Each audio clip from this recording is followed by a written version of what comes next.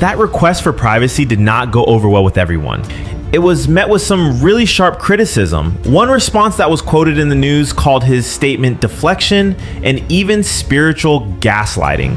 The argument being you can't cause that kind of harm and then just hide behind a plea for privacy. Others have zeroed in on the professional side of things, his role as a leader. As one news source put it, the kind of allegations we're talking about here, both the affair and the extreme physical violence, should be totally disqualifying for anyone in ministry, period.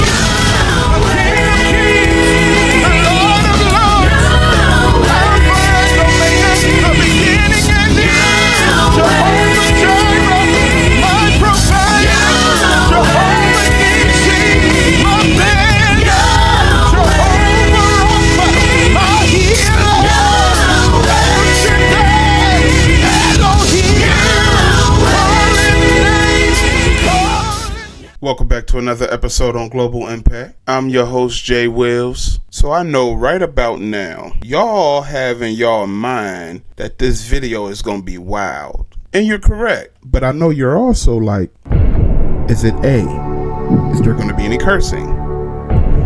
Is it B, is there going to be any cursing? Is it C, is it going to be any cursing? Or is it D, all of the above? It ain't none of them.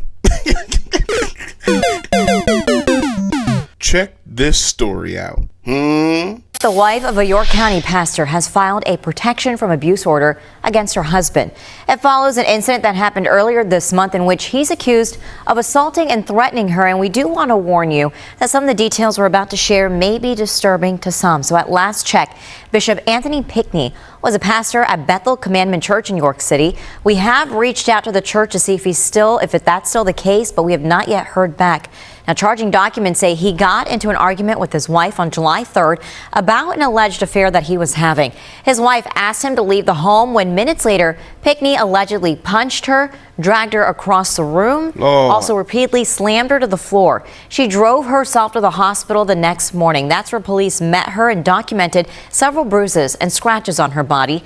Pinkney was arraigned on the 4th and then charged with felony counts of aggravated assault and strangulation, also misdemeanor counts of terroristic threats and simple assault. These pastors are not walking after the spirit. This is the stuff that I've been talking about for months since I've been on YouTube. This must be the year of the rat, because they coming out for the cheese, ain't it, my boy? Lord have mercy.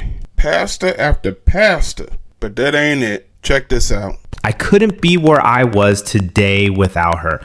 You know, that's what Bishop Anthony Pinkney wrote about his wife Keisha on social media. Sounds pretty great, right? It's exactly what you'd expect from a respected pastor in York, Pennsylvania. But behind that public praise, well, a completely different and incredibly violent story was about to come out. So that's what this video is all about. We're going to dive into the story of Bishop Anthony Pinkney. It's a really tough case where a figure that everyone looked up to is now facing accusations of just shocking violence. And as you can imagine, it's torn his community apart and brought up some really difficult questions about leadership and trust. Okay, so to really get why this story hit so hard, you have to understand who this man was in his community. We're talking about Bishop Anthony Pinkney of Bethel Commandment Church in York, Pennsylvania. He wasn't just a pastor, you know. He was seen as a real pillar of the community, a leader whose influence went way beyond the church walls. And listen, this wasn't some new guy on the scene. Bishop Pinkney had been doing this for over 20 years. He married his high school sweetheart, Keisha, way back in 2001. A year later, he started serving at Bethel Commandment Church. So we're talking about deep roots here. A picture of total stability and established leadership. And that picture was about to be completely shattered. That carefully built public image came crashing down. On July 3rd of this year, something happened. What started as what he called a private argument ended with the police investigation and the bishop himself in handcuffs. And the charges here are incredibly serious. We're not talking about a minor disagreement. According to the official records, Anthony Pinkney is facing 2 felony counts, one for aggravated assault, the other for strangulation. On top of that, there's a simple assault charge, and all of it stems from that incident on July 3rd with his wife, Keisha. So how did we get here? To understand that, we have to look at the details. And what I'm about to share comes directly from the official criminal complaint from the account Keisha Pinkney gave to the police while she was in a hospital bed. According to the complaint, things escalated fast. It all started with an argument. Keisha said she confronted her husband about an alleged affair and she asked him to leave the house. But that's when it turned violent. He allegedly grabbed her, yanked her to the floor, and then started punching her and throwing her around the room. It ended, she told the police, with him pinning her down on their bed and strangling her for what she says felt like 2 to 3 whole minutes. No, God! No, God, please, no! No! No! Bishop, this is an issue. Is it A, you're mad because your wife found out? Is it B, you're mad because it's the truth? Is it C, you didn't want your wife to say anything? Or is it D, all of the above?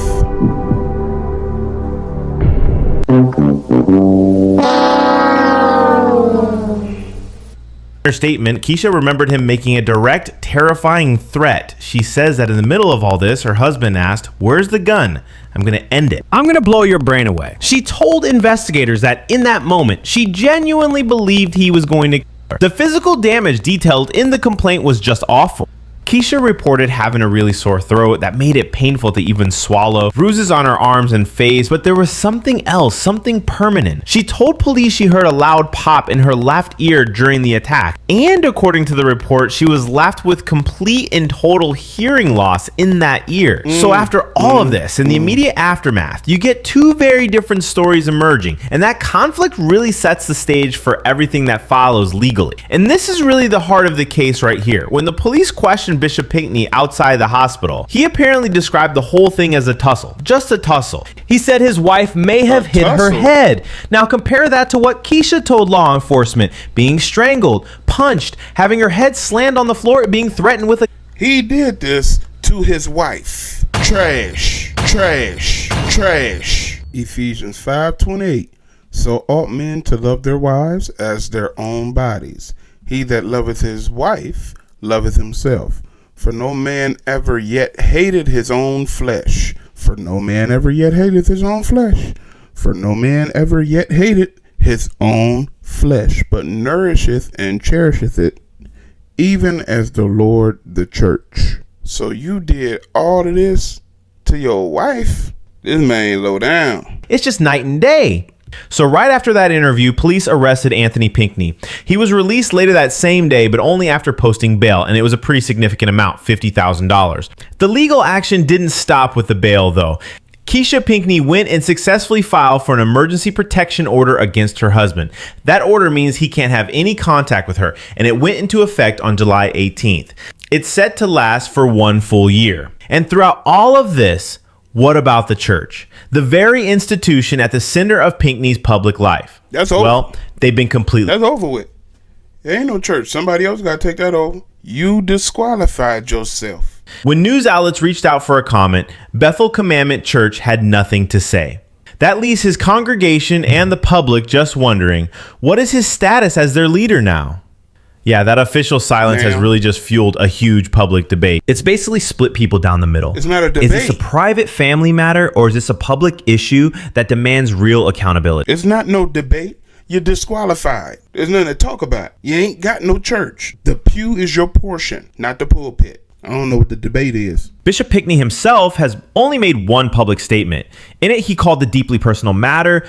He didn't mention his wife, didn't mention the allegations. He just asked for patience, grace, and privacy. Oh. You asking for grace, patience, and privacy, but yet 1 Timothy 3:2, an overseer then must be above reproach. You ain't. The husband of one wife, temperate. You wasn't asking for that. Prudent. You wasn't asking for that. Respectable. You wasn't asking for that. Hospitable, able to teach. I don't know. Not addicted to wine or pugnacious, but gentle, peaceable, free from the love of money. Mercy.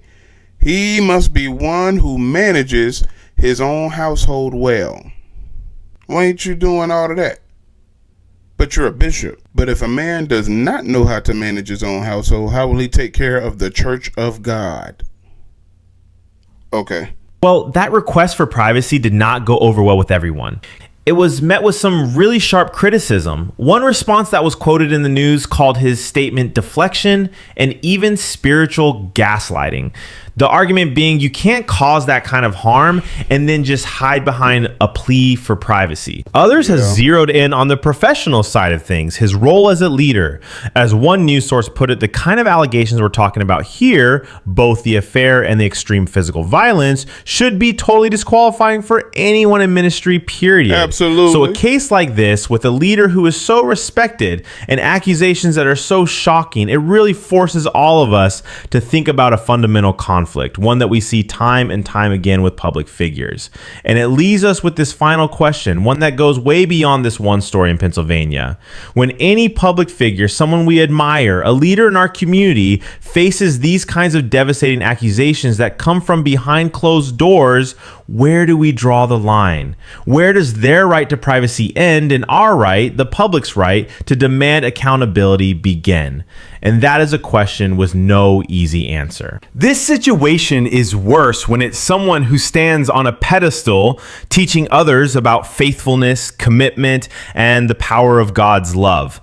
If there's one thing we know for sure, it's that these kinds of allegations don't just damage the individual, they chip away at the trust people place in the very institution of the church. It's a bad account for any pastor to fall into. It goes beyond a failure of marital trust.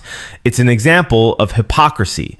When leaders behave in ways that go against the very principles they should embody, they not only bring shame upon themselves, but also lead others astray. God cannot be mocked. You cannot lead others with wisdom and truth if you're actively living in a contradiction to the very teachings you espouse.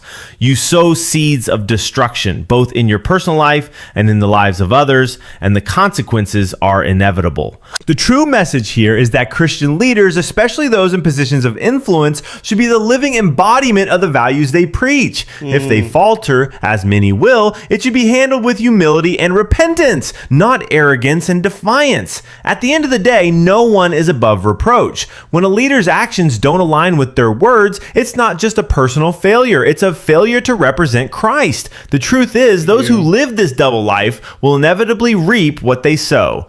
In cases like this, we're reminded that while leaders are human and prone to mistakes, the weight of their influence means their actions carry consequences that extend far beyond themselves. And for those of us watching, we must ask ourselves, where do we draw the line between holding leaders accountable and giving them grace? Where do we draw the line? Where is the accountability? Okay. Clear. God's grace is always available, but accountability is not optional. Bishop? Denied.